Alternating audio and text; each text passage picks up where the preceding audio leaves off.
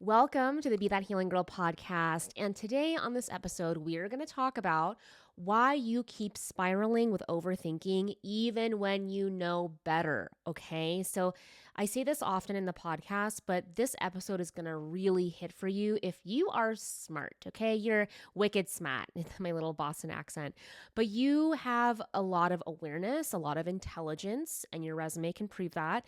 But you are aware of maybe your anxious attachment or your relationship anxiety. You could list off your symptoms. You know what's going on, quote unquote. But at the same time, even though you have a lot of information, you've done some studying, you have talked about it 10 times over, you are still spiraling. And if that is you, this is going to be a great episode to get locked and loaded. We're going to cover all of that. And I also just want to say that if this particular topic, if you know a lot about your anxious attachment and you're still spiraling, then this episode is really just a taste of what we're doing all month inside the Healing Girl Gang. Because in the Healing Girl Gang, we cover not just the what and the why, but the actual tangible how, the practical steps. There's so many different ways that I actually get you into practice to heal your anxious attachment. So if this episode is hitting, this is just going to be I hate to say an information dump, but this is just going to cover the surface level, because really to heal, you have to have a multi-layered and multi-pronged attack, if you will, around healing. So that's what's in store for the Healing Girl Gang this month. And the next episode, make sure, if you haven't subscribed already, make sure you do that on Spotify or Apple. But the next episode, we're going to talk about how if overthinking is your favorite coping mechanism. I've got a funny story about that. It was definitely my favorite coping mechanism. That's the next episode. And let's go into it. So, by the way, if you're new here, my name is Claire. I'm a relationship coach and I love helping high achieving, high performing girlies. And your resume can prove that. You've got letters behind your name, or maybe you have a book of business in your corporate career that speaks for itself, or maybe you're an academic, right? If you are doing all the things that I think about my one-on-one clients too, because I find out more and more how actually wicked smart they are. But if that is you and you are still spiraling with overthinking, I know that it can feel like such a Jekyll and Hyde kind of transfer where on paper, on the outside, you have it all together. Your friends and family are like, oh my gosh, you're so amazing and you've got it all. But inside in your relationship, it is a major struggle bus. It can really feel like a badge of shame, because it's a contrast between your outside life. Because in your internal world, it's a lot of anxiety, a lot of second guessing, and I love supporting you in that. So speaking of one-on-one clients, I just have a major flex because I was thinking about my client. I'll just call her N. I haven't had her consent to share her name, but she'll know it's Mrs. N, wink, wink. But I was thinking about her in this topic that I was putting this episode together for. And one thing that I'm so proud of this client, and she just recommitted to working further and deeper. And I would definitely say the first kind of chapter of us working together was a lot of resistance to her pattern. And while she was resistant, she was really strong in pursuing and getting to the core, getting to the heart of what was actually causing her pattern and her overthinking. And she had a pattern of breaking up with somebody and getting back together, breaking up, getting back. And it was, I think it's been like a 7 or 9 year thing with this person. And what I'm just really flexing for her is that she is so smart and she is willing to see her pattern, because knowing the pattern is one thing, but she's willing to really look at it and also do the work, right? She is, I would say, formidable in that way, because most people look at their pattern and they say, "Meh, I don't know." They just want to run away from it. They want to distract. They want to avoid. They want to numb. And I'm just flexing this for her that she is really looking at her pattern. And it's so interesting because even in the amount of time that we've been working together, which is relatively short, she's been able to really see the pattern of pushing this person away. And I want to say in this last couple weeks, she got really clear that, oh my gosh, this is the thing that I do and I want to stop it, and get really to the core around her fear of rejection, and it's just easier to reject them first, and super excited for her. And that's what we do in one-on-one coaching. It's really about the personalized approach to hold you and hold that mirror in front of you so you can actually see the pattern. And when you can see the pattern, you can take the steps to work through it. So good job, Mrs. N. You're doing it. I know you listen to the podcast. You tell me all the time, but let's talk about why you keep spiraling, even though you know better. And as I was putting this episode together, I was really thinking about this. Gosh, I don't even remember what phase of dating I was in, but I definitely remember I was in my old apartment in southern metro Denver. And I remember reading this book, and can't even remember what book it was around attachment styles. Probably was attachment or something like that. So I'm reading it, and I'm reading line by line. I'm like, oh my gosh, that's me. And this is also before Instagram was a place. It just was basically a bunch of pictures. It wasn't the social media Goliath that it is now. But I remember reading this book and line by line just saying, oh my gosh, that's me. Oh my gosh, that's me. And oh my gosh, that's them. And going through this book, and I would imagine it's like what you're probably experiencing on social media, at least when you're on my page, hopefully. And I read the book, and I'm like, okay, I'm highlighting stuff, I'm underlining, okay, this is totally me. This is my symptom. And then I'd hit the dating apps, and I wouldn't change. It was just, okay, I could see my symptoms, but nothing was really changing. And that for me was the most frustrating thing. I would get on the apps, and I'd go on a date or two, and they'd start texting, whatever. And I could see what was happening, and I could see it in myself. I could see it in the other person that I'd be dating or talking to, and feeling at an end pass, at a loss. Like it was like, well, nothing's changing. So I wanted to say that if that is also something that you're experiencing, this is the big difference between seeing the symptoms, and I don't make this content a lot, maybe I should, but listing out what anxious attachment is like. If you're here on the podcast, you pretty much know what you're experiencing. And there's a difference between seeing your symptoms and addressing the symptoms, okay? There's a difference. I'll say this again, write it down. I'm just kidding. Don't write it down. Just let it wash over you. Let it sink in. But there's a difference between seeing the symptoms and addressing the symptoms. This is like fiddling with a fire alarm, but not going to what started the fire, right? Like, I think This Is Us, right? Where the crock pot was the thing. I don't want to give it. If you haven't watched This Is Us, by the way, please watch that show. It's so amazing. But that's the difference. You can see something, but are you actually addressing it? So let's kind of go over why you keep spiraling. Let's get into the meat of it. So the first thing that I think is really important to share, especially if you can see the symptoms of what you're doing, you see the spiral, and you know better. The first thing is that this is a pattern. I talk about this a lot in the Healing Girl Gang and in depth, but this is a pattern, and patterns are predictable. Okay, we are creatures of habit. We love to put our pants on the same way, that old little saying. And your brain, not just we love patterns, your actual brain, your neural pathways love patterns. That's why it's harder, quote unquote, to learn a language when you're older versus, for example, my niece went to a multi-language school. I think it was French that they were speaking, and it really was so interesting. She has a knack for language, and she picks it up pretty fast, not just French, but like other languages. And so those neural pathways in your brain, they love familiarity. And if you get exposed to multiple languages at a young age, your brain, it opens pathways in your brain. I like to think about when you are, I don't know if you ski or snowboard, but the cool thing to do when you're, shredding on the mountain is to get first tracks.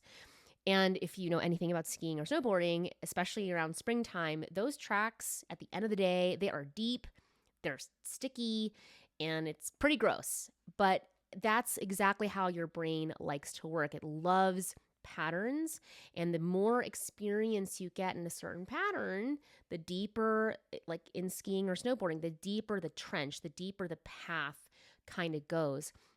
So your brain pattern, when you are spiraling, even though you know better, it's because that pattern is predictable. Your brain really loves it. And I also just want to say your brain will prioritize what is predictable, and it will prioritize what's familiar over connection. Okay. And here's what I mean by that. So if you are in the pattern of and familiar with overthinking and overanalyzing, you're going to likely do that more than actually build connection with somebody. And the reason why is connection in relationship, it's all about full exposure. It's all about vulnerability, right? When I say full exposure, it's like having sex with, I don't know, a snowsuit on, right? It's just not appealing. I mean, you could do it if you want. I don't know if that's like you want to do that during the week with your partner, but we want to be naked. We want to be exposed. We want to be vulnerable.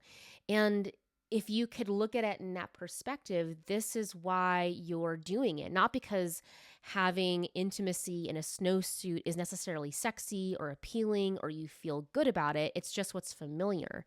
So when you can see that the spiral is this pattern of protection versus how you actually connect with somebody, that's really powerful, because when you see something, then you can change it. So that's the first thing of why you spiral. Even though you know better, it's because it's a pattern, it's predictable, your brain loves familiar, all right? Second kind of piece here is to understand that when you're spiraling, when you're overthinking, it is really acting like a misguided investigator. I don't know why I'm thinking about this. I'm going to age myself, but I'm thinking, Inspector Gadget. I used to love that show. I'm totally aging myself. But send me your favorite go-go gadget thing on Instagram. So old. But it is really a misguided investigator when you're overthinking, when you're spiraling. And we love to look for information. We love to look for information, even if it's misguided, to justify our fear. All right. And an example would be, I found that he liked this person on Instagram. He followed so-and-so, and really that person, like, he went to a work conference and their colleagues, whatever. It's nothing. But we love to find that evidence and say, see, I knew I wasn't pretty enough. I knew I wasn't young enough. I knew my boobs weren't big. Whatever the hell you make up about yourself, but that is what your brain's doing. We love to investigate, even if it's misguided, and look for that justification to say, see, I'm actually not lovable, or whatever. I'm not, whatever your internal belief that is, you work through. And I think about also like this misguided investigator like Dexter. I don't know why I'm like calling upon all these shows, but Dexter, hello, your freaking sister is the detective. Like, I forgot her name. She kind of looks like an alien, but pretty in a weird way. But like, how could you not know that your brother is the serial killer, right? So it is kind of acts. Deb. Man, I love the brain. Deb is the misguided investigator, and she's like looking in the wrong area, right? And that's literally what your brain's doing. It's looking in the wrong area. It's operating off your own belief. So when we are having this misguided search because we want that sense of competence, right? So this is also why I love talking to high achievers and high performers, because you have neural pathways. Your resume shows it. You have a real tolerance and capability for competence, right? You don't get to the position at the corner office in New York on a fluke. You don't get to the inner workings of the government. I'm thinking about my clients. where you're literally at the highest and deepest levels because this is an accident. Like you have a high level of competence, you are used to working hard. And that's why this is so hand in hand with being a high achiever and also having this high anxiety. It's and overthinking because it makes sense. It all tracks. So when you have this urge to overthink and find the answer and investigate and like look at their Instagram, and I don't know, somebody told me that they look at their followers and they track the likes. I'm like, I could barely look at my own metrics. Like, what are you talking about? What? But that's the thing. Like you get really good at being competent, and it's because if you are working a 40, and I'll look at my other clients, like if you're working 40, 60-hour days, weeks, and you're highly competent, then it just makes sense that you would naturally take this into your romantic life and want to investigate. So competency. Also, if you didn't know, I don't edit my podcast. Here we go. Being competent is a really easy side quest for this tendency. So the next piece here, so we got the patterns are predictable. Why do you spiral? The other piece here is that it's misguided investigation. Like a lot of times you've got a lot of experience and patterns in that way. The third piece is you love to be busy. I will speak for myself, and this is like a sad flex, all right? But I remember when I, was really building my online business. I used to be a personal trainer, yoga teacher, fitness coach, shifted to business coaching. Anyway, but I used to flex. This is so many years ago, but I've never taken a vacation. I'm so ashamed to say that, but like I thought that was a flex. For me, it was like a badge of honor. I work so hard that I'm so busy that I just time for vacation. What? That is not the case anymore. Total 180. But if you're like me, and maybe that's in the past, you could relate to that. Maybe now, 10 years ago, maybe you could relate to that. Maybe now you're like, I love my off time. But we love to be busy. I will just say this. I'm thinking about another person. But being able to just take the weekend off from her high demand job is such a stretch. And now that she's doing it, she's like, oh my gosh, I feel so much better. I'm like, I know. And part of that is because you probably love to be busy, right? So this whole spiraling, even though you know better, it's because you're actually addicted to being productive. And the problem, if we can focus and overthink and spiral about the problem in the relationship, it's really just keeping us busy. We're just being a little busybody. And yes, we are trying to find the problem and what's wrong and how many followers and what about the text? Didn't send the emoji with the blah, blah, blah. When we are focused on that, we are actually actively avoiding the fact that of the terrifying possibility, not fact, but the terrifying possibility that there could be future pain. That's just what's happening. So if we can just be busy and we can keep, and I'm thinking about my own experience around, okay, if I can just be busy, then this won't hurt as bad. If I can overwhelm myself with work and fill my calendar with social things and go to the yoga retreat and then I don't actually have to deal with the possibility that this person wants to reject me, or they actually don't want to be with me, or they're not a good partner. I mean, so many, I can just think literally listing in my brain the reasons why I would distract that way. Because it's terrifying. It's terrifying. If we were to actually sit down and look at it, the possibility of future pain is so foreign. It's so terrifying. It's so unknown that we would just rather spiral. And the tough thing with that is when we are in a place where, okay, this won't hurt as much if I'm busy, one of the most common things is that you burn out. The burnout emotionally, physically, you feel exhausted. That's actually one of the most common things I hear from women at this stage is that it's just you're so tired of it. You're so exhausted, and not just because of the overthinking, it's because of all the things that you've done to stack onto your plate to actually avoid any possibility of rejection or the possibility of future pain.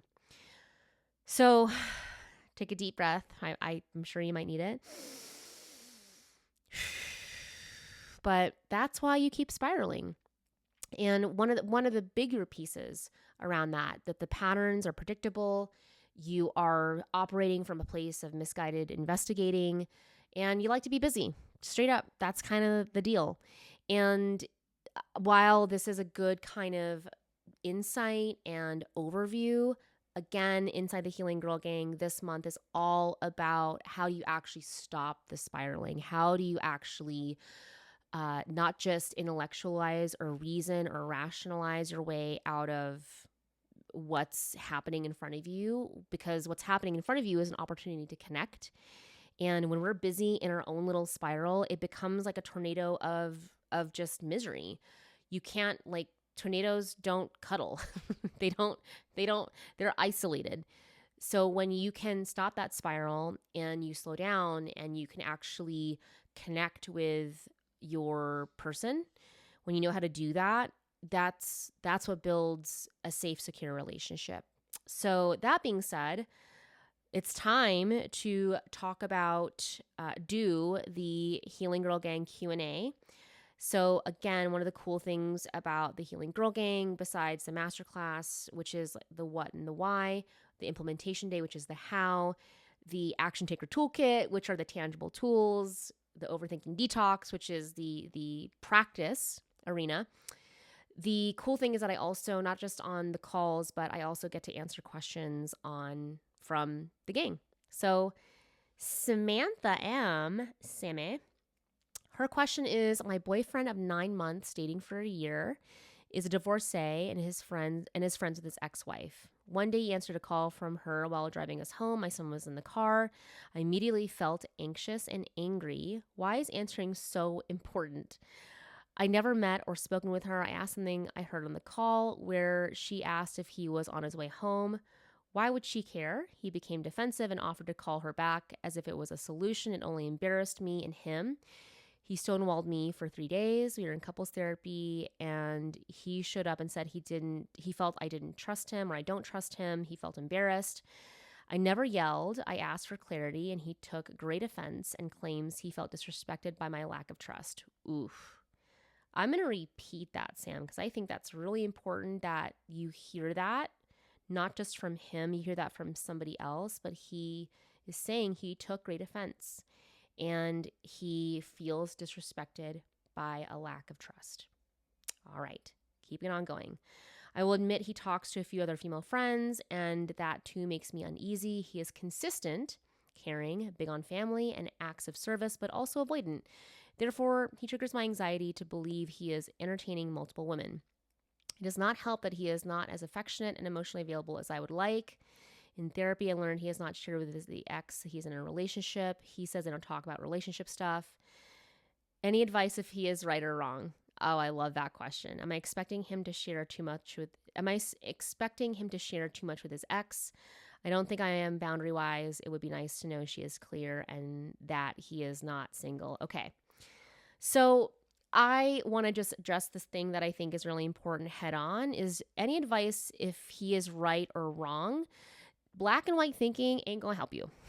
I'm just going to say that straight up, where I'm actually, when we move into black and white thinking or absolute thinking, that is immediately going to pit you against each other. So you've got to get really clear and ask yourself, are you about the we? Do you want to connect with him? Do you want to hear him out? Do his feelings matter to you, or do you want to be right? I think one of my family members said this to me, which is ironic because anyway, we have our own issues, this me and this family member, but she posed the question, do you want to be right or do you want to have love? And I was like, whoa, that is a really great question. So I want to ask you, is it important to you that you're right? Because you could find and pull evidence for you being right, or you could work through and understand that multiple things can be true at once. And that's kind of a complex thing to chew on. And I'm also hearing that this is probably really triggering. There's triggers. I mean, he said it a couple times, even in this little paragraph, but a lot of times in that trigger, and we want to find right or wrong, that is not going to really serve you. And coming from a place of trigger, and if there's fear, I can kind of hear that and weaved into the paragraph here, but we can't actually make room for connection if we're coming from a place of fear. That's just it. That's, I don't want to say impossible, but it is really hard. And so I would first do some inquiry around yourself around, do I want to collaborate and find a solution together, or do you want to be right or wrong? Do you want to be right and him to be wrong? Because that's not going to bring you closer together. And honestly, what I'm hearing is that, yeah, he's saying to you literally that what did he say? He said here, he felt like you don't trust him, and he took great offense, and he feels disrespected. So that to me is actually, because what I'm feeling from you is like a getting defensive back. And in reality, if you want to connect with him, you've got to really hear him. Like, wow, I hear that you feel disrespected. And I'm just going to say this. I don't have the whole context, but Sam, I'm just going to say with so much love, like, yeah, you're acting like you don't trust him. So he's not far off. And that probably doesn't feel good to hear from him or from me, but it's just true. So, when this is also why with smart women, so we get really caught up in semantics and in the who's right and who's wrong, instead of, this is actually the invitation for, he's asking for you to trust and for you to connect and for you to come together. So that's the big thing that feels important to talk about. The other piece here that I could just feel like would be good to address is, am I expecting him to share too much with his ex? I mean, I guess the better question is, why do you care? They're divorced. Like, why do you feel threatened? And P.S. I have my own stuff with this, y'all. Craig, I am his second marriage. He was married before. And did I have like my own shit with that? Of course I did. It's like so intense. It feels threatening. Like, he married this other person and, they got engaged, whatever. And I look back at that version of me and I'm like, who the fuck cares? Why does it matter? They got divorced for a reason. So I don't know, like, does it matter that he says that he's in a relationship or not? I mean, I don't know. To me, that just seems like doing deeper questioning, like, why does it really matter to you? And my guess is that there's probably some fear underneath that. Like, maybe he wants to get back with her. Then I say this with so much love. If somebody wants to do that, you can't do anything to stop that. Like, good luck. Because if somebody wants to be with somebody else, then they're going to be with somebody else. Like, our divorce rates in this country show that. People that want to cheat are going to do that. And so I guess it's really about really looking deeper at what's the angle, what's underneath your fear around, am I expecting him to share too much? I mean, you can make an argument for either case, but I want to go deeper than that and say, why does it matter to you? They're divorced. So that's something that we could bring into one of the trainings. Happy to coach you through that in more depth. And yeah, and I just want to kind of circle this and round this up with, if you are searching to be right, and this is also just, again, with women that are really smart, that are really capable and competent, that we want to be right. That feels really good. because we feel like we have control, and the reality is there is no control. That's an illusion. That is the biggest lie out there. So you can try to seek control, but I don't know, is that going to get you connection? Probably not. All right, angels, if you're in the gang, I'll see you in there, and I'm sending you lots of love. Mwah.